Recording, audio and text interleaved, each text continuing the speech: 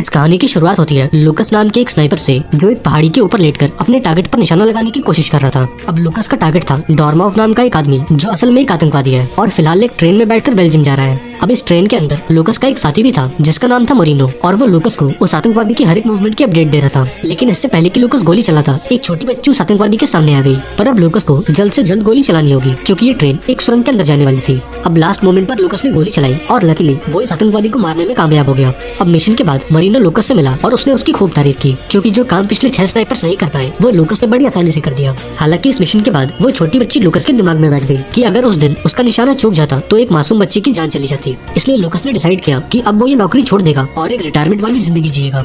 अब कुछ दिनों बाद एक आदमी लूकस से मिलने पहुंचा जिसका नाम डेल पैटरसन था। ये आदमी लूकस का मैनेजर था जो उसके काम और पैसों को मैनेज करता था। अब यहाँ लूकस ने पैटरसन को पूरी बात बताई और उससे बोला कि अगर मैं ये काम छोड़ दूं तो शायद मैं चैन की नींद सो पाऊं। अब अगले दिन लूकस एक हार्बर पहुंचा और एक बोट किराए पर ले ली ताकि वो अपने एक पुराने दोस्त से मिलने जा सके। अब यहाँ उसकी मुलाकात डैनी नाम की एक लड़की से हुई जो वैसे तो CIA की एक एजेंट है, पर फिलहाल लूकस की जासूसी के लिए वो अपनी पहचान बदल कर बैठी है। अब यहाँ लूकस ने अपनी बोट उठाई और अपने दोस्त जैक से मिलने पहुंचा। अब बातचीत के दौरान जैक ने उससे एक ऐसी बात बताई जिसे सुनने के बाद लूकस के पैरों तले जमीन खिसक गई। यहाँ जैक ने उसे बताया कि तुमने जिस बंदे को आतंकवादी समझकर मारा था असल में वो एक वैज्ञानिक था। अब ये सब सुनकर लूकस को समझ नहीं आ रहा था कि आखिर उसकी एजेंसी ने उससे झूठ क्यों बोला। इसलिए लूकस ने जैक से इस बात का सबूत मांगा, जिस पर जैक ने उसे यूरी नाम के एक बंदे का पता दिया जो कि फिलहाल हंगरी में था। लेकिन इसी बीच हम जेनेट और क्ले नाम के दो लोगों को देखते हैं जो एक ड्रोन के जरिए लूकस और जैक की सारी बातें सुन रहे थे। दरअसल जेनेट CIA की हेड है और क्ले जेमिनाई नाम की कंपनी का CEO, और ये वही कंपनी है जिसके लिए लूकस काम करता था। अब यहाँ क्ले और जेनेट ने डिसाइड किया कि वो लूकस को जान से मार देंगे क्योंकि अगर उसे इनकी सच्चाई का पता लग गया तो वो इन दोनों के लिए खतरा बन सकता है।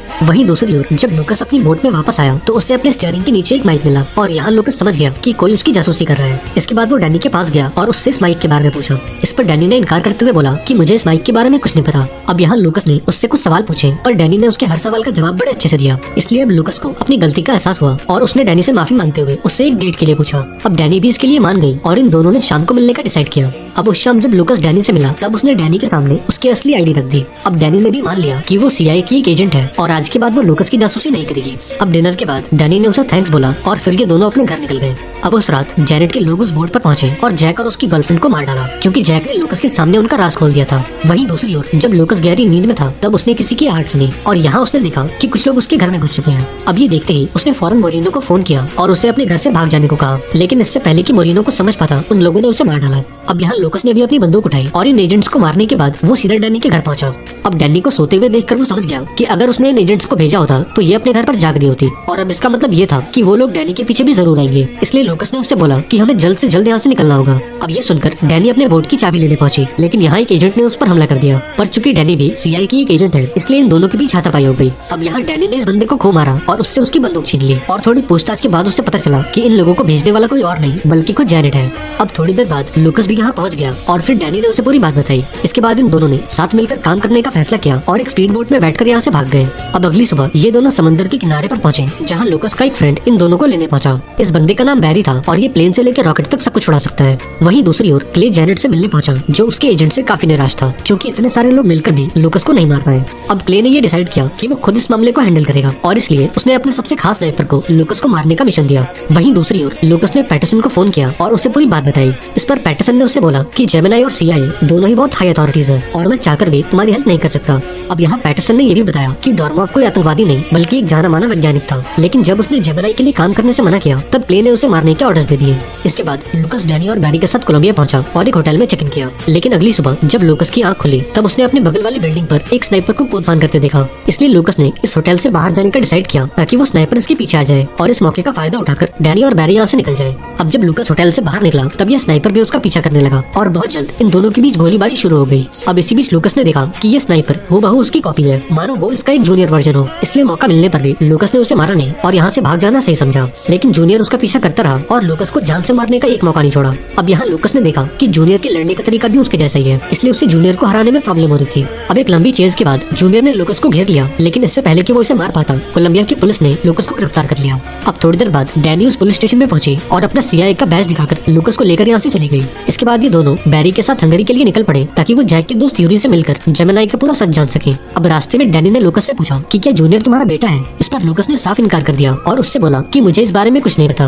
वहीं दूसरी ओर जूनियर क्ले के घर पहुंचा, जहां क्ले उसकी मरहम पट्टी कर रहा था। अब यहाँ जूनियर ने क्ले से पूछा कि मेरी और लूकस की स्किल्स इतनी मिलती जुलती क्यों थी। इस पर क्ले ने उससे बोला कि तुम इन बातों पर ज्यादा ध्यान मत दो, क्योंकि तुम्हारा टारगेट लूकस को मारना है और फिलहाल वो हंगरी में मौजूद है। अब हंगरी पहुंचकर डैनी एक डॉक्टर से मिली और उसे जूनियर का सैंपल देकर उस पर डीएनए टेस्ट करने को कहा। अब टेस्ट की रिपोर्ट से ये खुलासा हुआ कि जूनियर असल में लूकस का क्लोन है और इनका डीएनए पूरी तरह से मैच होता है। अब ये सुनकर लूकस पूरी तरह से हैरान हो गया, क्योंकि उसे इस बारे में कोई जानकारी नहीं थी। खैर इसके बाद लूकस यूरी से मिलने पहुंचा और उससे डॉर्मॉव और जेमिनी के बारे में पूछा। अब यूरी ने बताया कि असल में डॉर्मॉव जेमिनी के क्लोनिंग प्रोजेक्ट का एक साइंटिस्ट था और इस प्रोजेक्ट का मकसद था लूकस के क्लोन्स बनाना, ताकि अगर ये क्लोन्स किसी मिशन के दौरान मारे या पकड़े जाएं तो कोई उन्हें ट्रैक न कर पाए। अब यहाँ यूरी ने ये भी बताया कि क्ले ने डॉर्मॉव को इसलिए मरवा दिया क्योंकि डॉर्मॉव अब इस क्लोनिंग प्रोजेक्ट पर काम नहीं करना चाहता था। अब ये सब जानने के बाद लूकस ने एक प्लान बनाया ताकि वो जूनियर से मिलकर उससे पूरी सच्चाई बता सके। इसलिए उसने जेनेट के पास एक मैसेंजर भेजा, जिसने जेनेट को उसका डेली रूटीन पढ़कर सुना दिया। इसके बाद लूकस ने जेनेट को फोन किया और उससे एक डील फाइनल की। यहाँ लूकस ने बोला कि तुम मेरी और जूनियर की एक मीटिंग कराओ और इसके बदले में मैं तुम्हें तुम्हारी एजेंट दे दूंगा, और अगर तुमने ऐसा नहीं किया तो मेरे लोग तुम्हें जान से मार देंगे।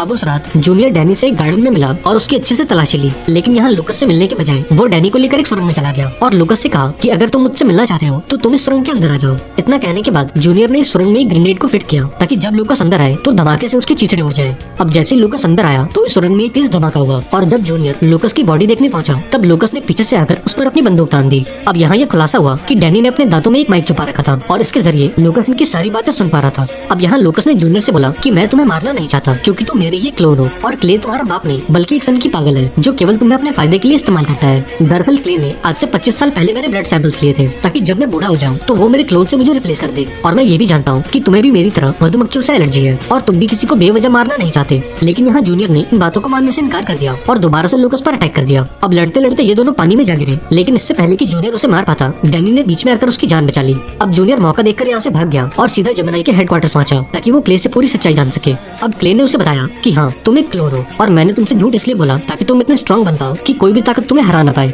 अब क्ले ने अपनी मीठी मीठी बातों से जूनियर को यह एहसास कराया कि भले ही तुम एक क्लोन हो लेकिन मैंने हमेशा तुम्हें अपना बेटा माना है। इसके बाद जूनियर ने दोबारा से लूकस को ट्रैक किया और इस बार उसने लूकस को मधुमक्खी के जहर से इन्फेक्ट कर दिया। अब लूकस को तड़पता देख जूनियर को यकीन हो गया कि वो सच में लूकस का क्लोन है, इसलिए उसने फटाफट से लूकस को एक एंटीडोट दिया और उसकी जान बचाई। इसके बाद उसने लूकस को बताया कि आज से कई साल पहले क्ले ने आपकी बॉडी में एक ट्रैकर लगाया था ताकि वो आपको आसानी से ट्रैक कर सके। इसके बाद जूनियर ने बड़ी सावधानी से वो ट्रैकर निकाला क्योंकि अब वो खुद क्ले को मारना चाहता है ताकि ये क्लोनिंग प्रोजेक्ट हमेशा हमेशा के लिए बंद हो जाए। इसके बाद ये सभी लोग पास वाले शहर में जाने लगे जहाँ क्ले ने जूनियर को फोन करके उस गाड़ी से बाहर निकलने को कहा। अब यहाँ ये खुलासा हुआ कि एक आर्मी टैंक इनकी गाड़ी का इंतजार कर रहा है और जैसे ये लोग शहर में दाखिल हुए तब उस टैंक ने इन पर एक मिसाइल छोड़ दी। अब इस हमले में बाकी लोग तो बच गए लेकिन लूकस के दोस्त बैरी की मौत हो गई। अब देखते ही देखते जेमिनी के सोल्जर्स ने इन्हें चारों तरफ से घेर लिया और फिर क्ले ने इन्हें मारने के ऑर्डर्स दे दिए। अब ऑर्डर्स मिलते ही इस मास्क वाले सोल्जर ने इन पर गोलियों की बारिश कर दी। ये देखकर डैनी और लूकस ने टीम अप किया और एक एक करके जेमिनी के सोल्जर्स को मारते गए, पर चूंकि इन सोल्जर्स की संख्या काफी ज्यादा थी इसलिए इन लोगों ने घर में छुपने का फैसला किया। अब इसी बीच डैनी के पैर में गोली लग गई लेकिन लूकस जैसे तैसे करके उसे घर के अंदर ले गया। वहीं दूसरी ओर हम जूनियर को देखते हैं जो क्ले के पास पहुंचा और इस अटैक को रोकने को कहा, लेकिन जब क्ले ने ऐसा करने से इनकार कर दिया तब जूनियर ने उस पर हमला करके उसे बेहोश कर दिया। इसके बाद वो लूकस की मदद के लिए भागा और इन सभी सोल्जर्स को मारते हुए घर के अंदर दाखिल हुआ, लेकिन इससे पहले कि ये कुछ सोच पाते उस मास्क वाले सोल्जर ने इनके ऊपर अटैक कर दिया। अब यहाँ डैनी, लूकस और जूनियर ने मिलकर इस सोल्जर को कई गोलियां मारी, लेकिन ना तो उस पर इन गोलियों का असर हुआ और ना ही साग का। अब ये देखकर जूनियर ने इस सोल्जर को तब तक गोलियां मारी जब तक वो जमीन पर नहीं गिर गया। अब जब इन लोगों ने इस सोल्जर का मांस हटाया तब ये खुलासा हुआ कि ये सोल्जर भी लूकस का ही क्लोन है, लेकिन वो उम्र में जूनियर से भी छोटा है। अब इसी बीच यहाँ क्ले भी आ गया जिसने लूकस से बोला कि तुम्हें तो खुद पर नाज होना चाहिए क्योंकि तुम्हारे डीएनए के इस्तेमाल से हमने इतने बेहतरीन क्लोन्स बनाए। यहाँ क्ले ने बताया कि जेमिनी का मकसद था ऐसे क्लोन्स की एक सेना बनाना जिनके अंदर ना तो कोई डर हो और ना ही कोई इमोशन, और अगर हम ऐसा करने में कामयाब हो गए तो फिर किसी भी अमेरिकन को जंग में अपनी जान नहीं गंवानी पड़ेगी। अब ये बातें सुनकर जूनियर ने क्ले पर अपनी बंदूक तान दी, लेकिन यहाँ लूकस ने उसे रोक दिया क्योंकि वो नहीं चाहता कि जूनियर भी उन चीजों को महसूस करे जो लूकस किसी को मारने की बात करता है। इसलिए लूकस ने जूनियर से वो बंदूक ली और खुद क्ले को गोली मार दी। अब क्ले के मरने के बाद ये जेमिनी प्रोजेक्ट हमेशा हमेशा के लिए बंद हो गया और फिर लूकस और पैटरसन ने मिलकर इन सभी क्लोन्स को एक नई पहचान दी। अब मूवी के एंड में डैनी और लूकस एक कॉलेज में मिले जहाँ लूकस ने जूनियर का एडमिशन करवाया था और अब जूनियर का नाम जैक्सन ब्रोगन था। और इसी के साथ ये शानदार मूवी यहाँ पर एंड हो गई।